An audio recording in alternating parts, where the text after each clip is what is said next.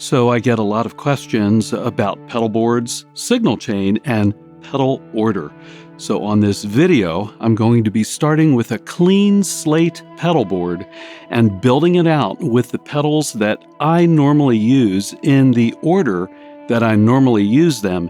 And along the way, I'll give you some suggestions for how you might want to vary the order to get the types of sounds that you want to achieve. Let's get to work.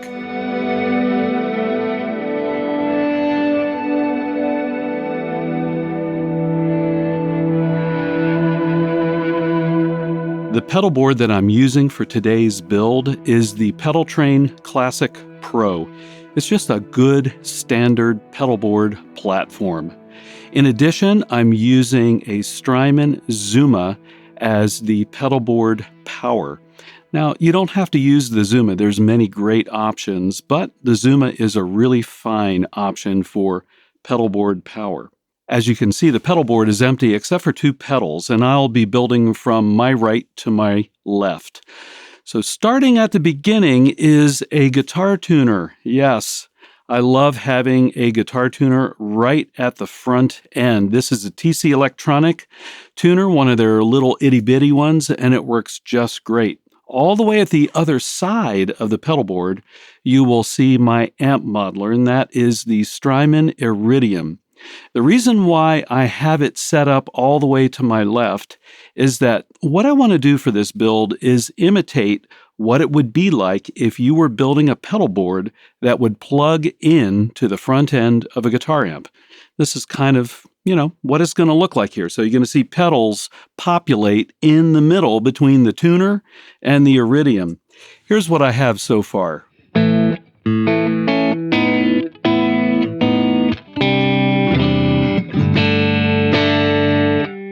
Yeah, it's just a simple, fairly clean Fender Deluxe Reverb type of tone. The second stop on the way to building out the pedal board is a compressor. I always put a compressor at the front end of my signal chain because I'm always interested in controlling the dynamics. In other words, the difference between loud and soft on my guitar. The compressor that I've selected for use in this build is the Strymon Compadre. It's a favorite of mine, but there are so many great compressors out there. Two others that I really like are the Wampler Ego and the Walrus Audio Mira. But really, there's a ton of different great compressors out there. Just to give you a feel for what it sounds like, here is my guitar tone with the compressor turned off. Let me go ahead and turn on the compressor.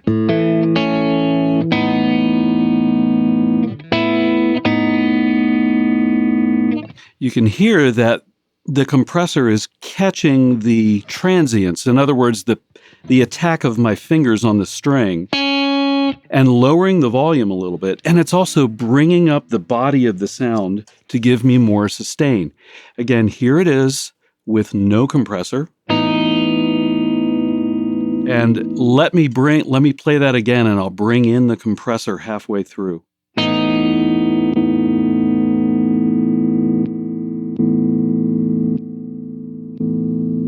Hear how much sustain the compressor gave the tone. It's very cool, and for me, it's an always-on pedal. Let's move on.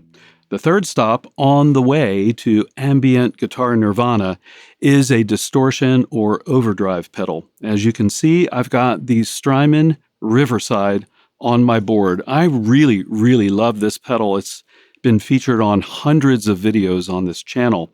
But again, like the compressor, there are a ton of amazing options out there. So there's definitely a distortion or overdrive pedal that will create the type of tone that you're looking for. All right, so you might be thinking, well, Bill, why do you have the distortion after the compressor? A couple of reasons. One is I really do like to control dynamics as close to the guitar as I can. But also, if you place the compressor after the distortion, in some cases, you can really increase the noise level that's coming through your signal path. In other words, the hiss, right? Distortions generally have a bit of hiss. The compressor can bring that distortion hiss way up. So let's listen to what I've got going on here. Let me bring in the Riverside.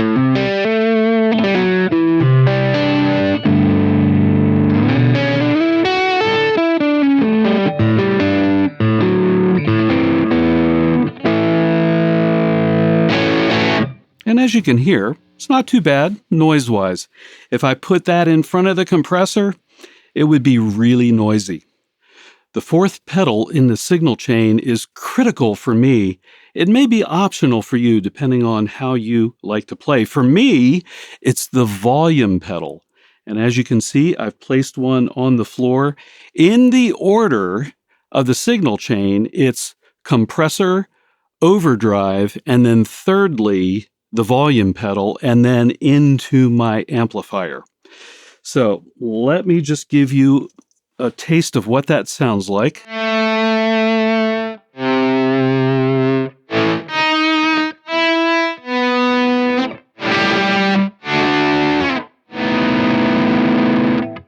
It's kind of boring right now with nothing else on the board, but trust me, it will get a little more interesting. Here's a clean volume swell.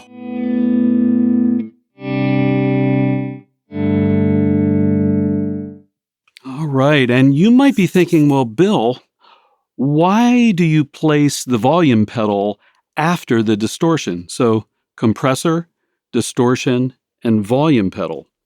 The simple answer is this, and I want you to think about this for the rest of the pedals, and that is simply, as you consider the order, what do you want to affect what comes next in line?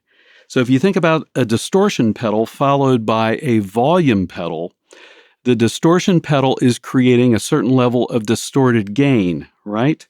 And if I put a volume pedal after it to control the actual volume, it's not going to affect the amount of distortion or the gain structure of the distortion pedal. So listen carefully as I play this note.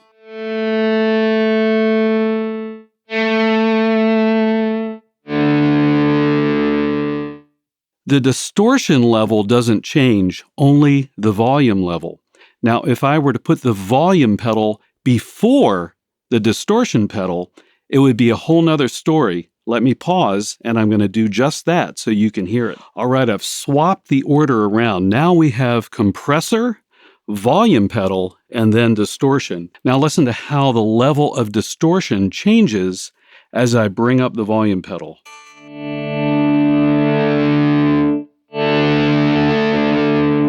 So in this case, the volume pedal is acting a little more similarly to the volume knob on the guitar. If I just kind of took my pinky finger and rolled it up and down.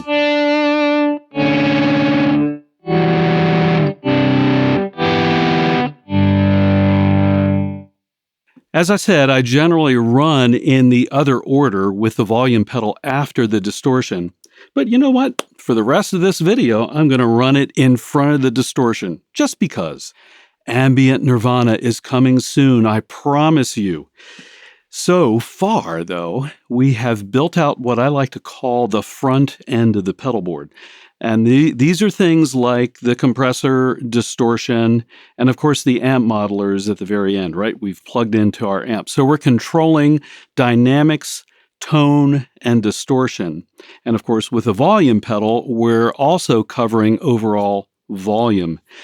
That middle part of the pedal board, though, is where I like to put kind of the unusual or weird pedals. And in this case, I've selected the Electro Harmonics Pitchfork to kind of put in that position. So again, we're running compressor, volume pedal, distortion into the pitchfork. Here is my standard distorted tone, and then I will turn on the pitchfork.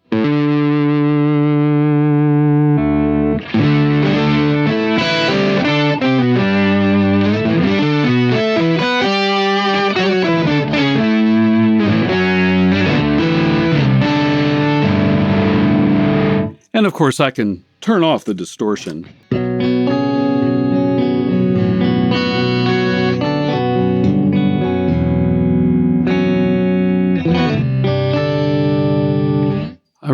like this pitch shifter. I know it just sounded a little garbagey, but actually in the big scheme of polyphonic pitch shifting, it's actually one of the cleaner options. Now you might be thinking, well, again, Bill, why did you put the pitch shifter after the distortion? Well, again, I want you to think about this. Do you want to pitch shift the distortion, or do you want to distort the pitch shift? And in this case, I want to pitch shift the distortion, just because I think normally it sounds better.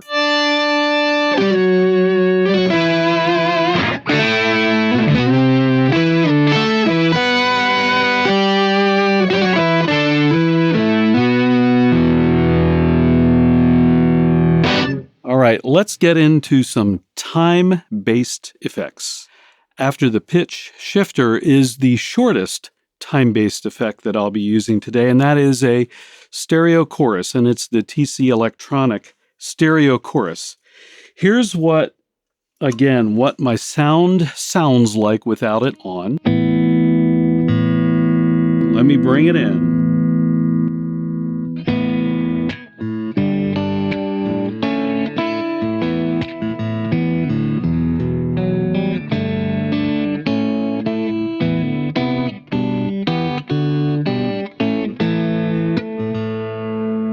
And I hope you're able to listen in stereo with headphones, earbuds.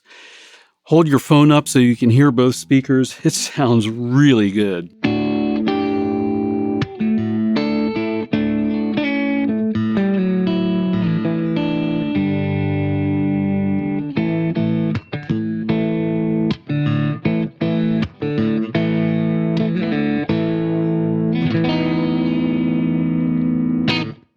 So why is the chorus pedal in the place it's in? Well, frankly, I want to chorus the distortion. I want to chorus the pitch shifting. I want to chorus the compressed guitar sound. But as we'll see, it does require generally that you have a cleaner sound on your amp or your amp modeler, because I don't really want to distort the chorus. All right, let's try some longer time-based effects. Finally, you say, the old fart put a delay pedal on the board. And it's true. I put a delay pedal on the board. This is one of my all-time favorites, the TC Electronic Flashback Triple Delay. But as you know, there are a mega plethora. That's the technical term for all the different types of delay pedals out there. There's so many great options.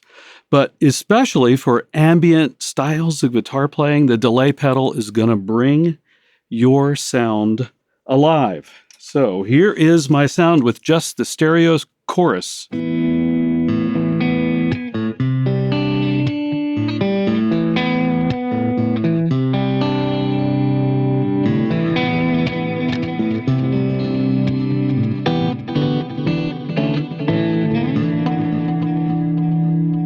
Oh, yes, really nice. I think part of what delay does for our tone is it fills in the gap between notes.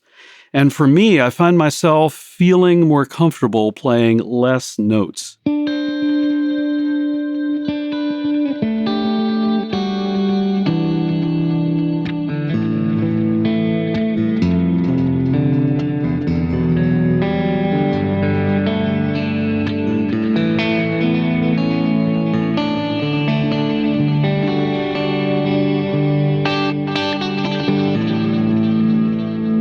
Just really nice. Now let's review the signal path, the signal chain path. We're going into the tuner, into the compressor, into the volume pedal, into the overdrive, into the pitch shifter, that middle spot there, into the stereo chorus, and then on into the delay. These pedals alone will give you so many options for tones. So let's just get a few going. Here is a non-chorused version of what I just played.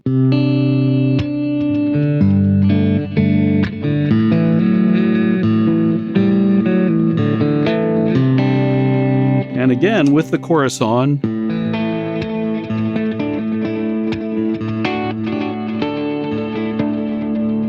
Maybe I want to put a little pitch shifter in there.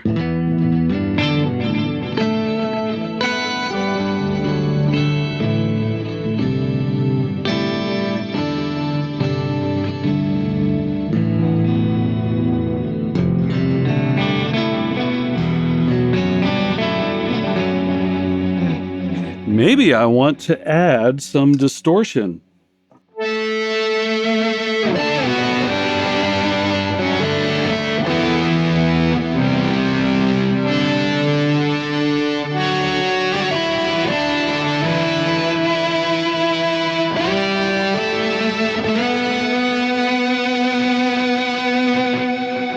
Maybe I want to add a really long delay time and play some Frippertronic style kind of mini looping.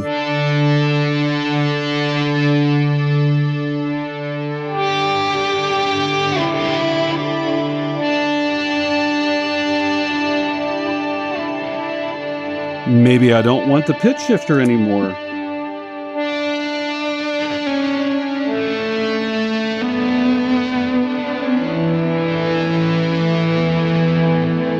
Let's get rid of the chorus.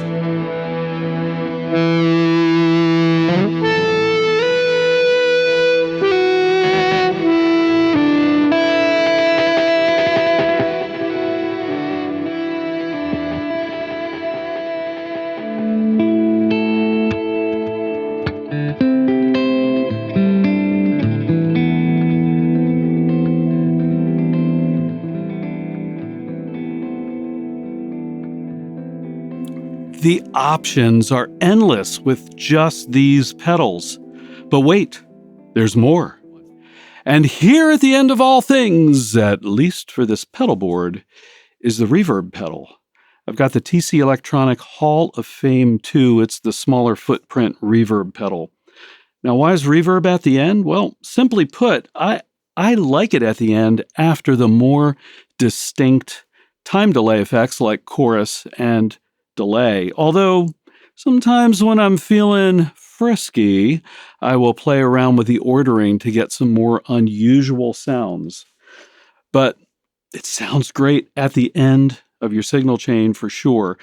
The Hall of Fame is set to the church reverb style. Here's what that sounds like.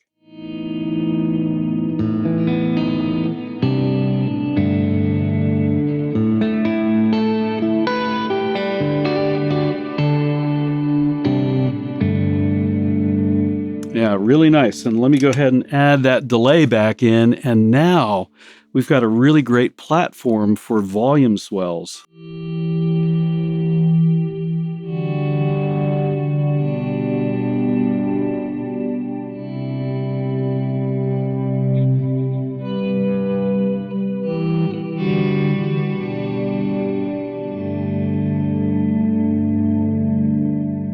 Yeah, really nice. And, it sounds great with a pitch shifter, too.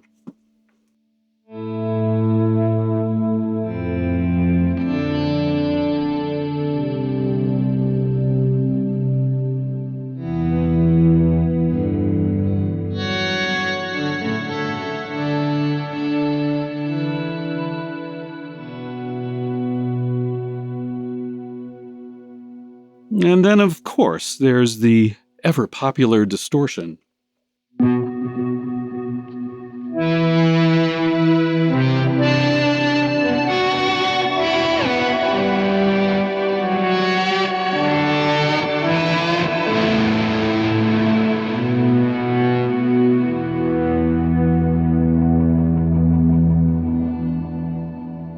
So that's how I set up my pedal board with pedals, signal chain, and order of pedals. But what about you? Do you have any thoughts about how best you like to set up pedals? Drop a comment below, and I will see all of you on the next video.